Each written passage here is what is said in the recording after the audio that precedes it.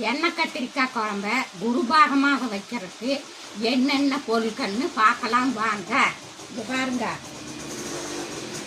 நாட்டு ரக வரமிளகாய் காம்போடுங்க, நாட்டு ரக கொத்தமல்லி, சீரகம், இது பாருங்க நாட்டு ரக சின்ன வெங்காயமுங்க, நாட்டு ரக வெள்ளோடக்காய்ங்க, இது பாருங்க ப்ரௌன் கலர் கொஞ்சம் லைட்டாக தான் வந்திருக்குது.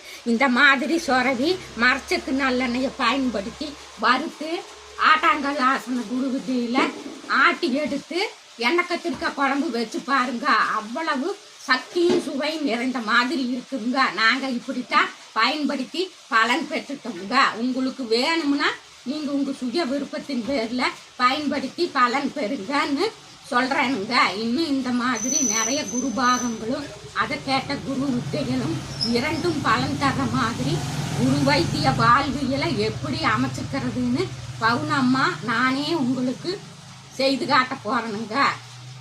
எல்லோரும் இயற்கையோடு இணைவோம், இன்பமாய் வாழ்வோம். நான் உங்கள் பவுனம்மா, உங்கள் ஜென்சி குருவுடன். நன்றி, வணக்கம்.